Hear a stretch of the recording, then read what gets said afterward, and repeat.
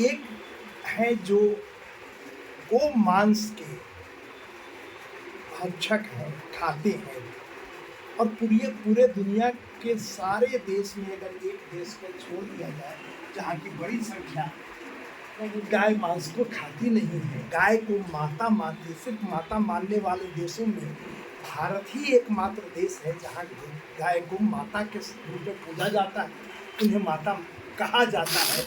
और अधिकांश जो सनातन धर्म के लोग हैं वो इसे स्वीकार करते हैं। बाकी पूरे दुनिया का कोई ऐसा देश नहीं है जहाँ गो मांस का भक्षण न होता।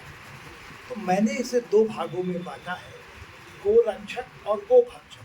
भारत में एक तीसरे जाति के भी लोग रहते हैं जो गो भक्षण सीधे तो पता नहीं करते हैं कि नहीं करते हैं, लेकिन अपने आप को जब वो सनातनी और हिंदू कहते हैं और कहते हैं कि मैं गो का भक्षण नहीं करता, गो मांस का भक्षण नहीं करता, लेकिन मैं उन्हें भी गो भक्षकों की श्रेणी में रखता हूँ जो उनके साथ खड़े होते हैं, जो अपने माँ को कटवाए।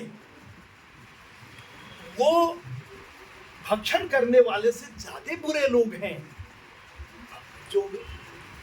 जो खड़े तो हैं तो हिंदू समझ में आ गया? एक मैं अपनी बात पूरी कर दूं। राइट। है तो सनातनी, लेकिन वो गो भक्षक के साथ खड़े होकर के अगर गाय कटवा रहे हैं, गाय कट रही है देश में, तो उन्हें मैं सनातन और हिंदू कहने को तैयार नहीं। तो मैं अब दूसरे शब्द में यह कह सकता हूँ कि देश के अंदर जो गौ कसी की जो लाइसेंस भारत की सरकार ने दिया है वो सभी लोग गो भक्षक की तरफ खड़े हैं। वो लोग बिल्कुल, इसमें मुझे कोई शंका समाधान की जरूरत नहीं है। मैं एक बात और करता हूँ, गाय का मांस हो चाहे बकरे का मांस हो, देखिए मांस कोई भी हो, क्या मांस खाना जायज है?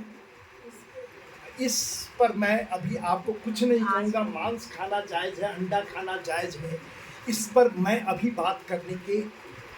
सनातन की अगर बात करते हैं तो सनातन का एक क्राइटेरिया ऐसा कहें तो फिर ये कंट्रोवर्सी में चले जाएगा। हाँ नहीं, कंट्रोवर्सी हो जाएगा। जैसा आप सोचते हैं ऐसा नहीं है। सनातन में ऐसा नहीं है कि खूब मछली खाते हैं और दुर्गा पूजा में खाते हैं। हाँ, और यहाँ भी बलि प्रथा रही है।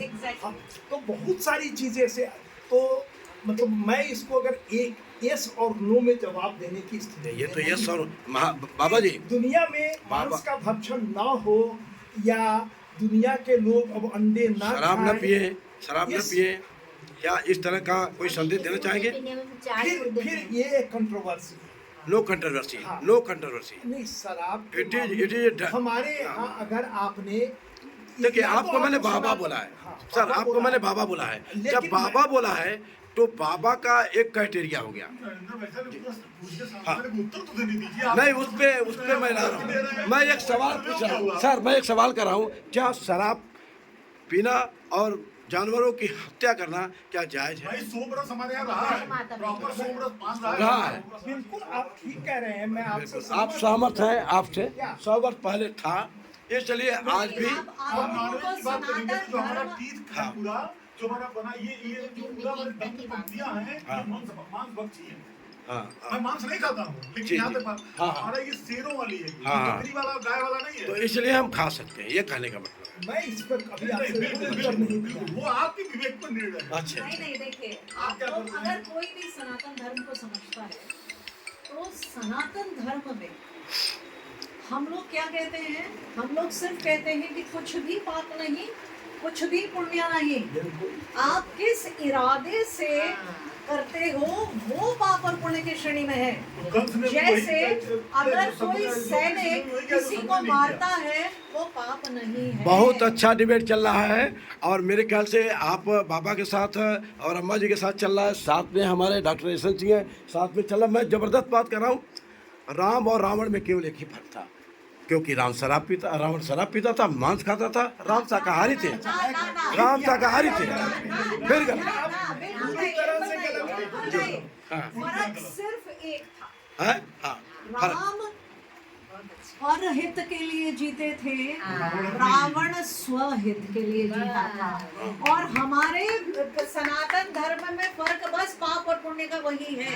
आपने अपने स्वार्थ के लिए जो किया वो पाप, आपने परहित के लिए अगर किसी का हत्या भी किया तो वो पुण्य। कृष्ण ने कितने वध किए, बिल्कुल ठीक कह रही हैं। राम ने मैं वध पूरी किया। तरह- यह देश भारत है और इसको समझना बहुत ही आसान नहीं है, क्योंकि यहाँ एक आप डॉक्टर हैं, यहाँ आप NRI हैं जो अमेरिका में लंबे समय तक रहने के बाद आप आए हुए हैं देश में, ठीक है, और ये समझना चाहते हैं।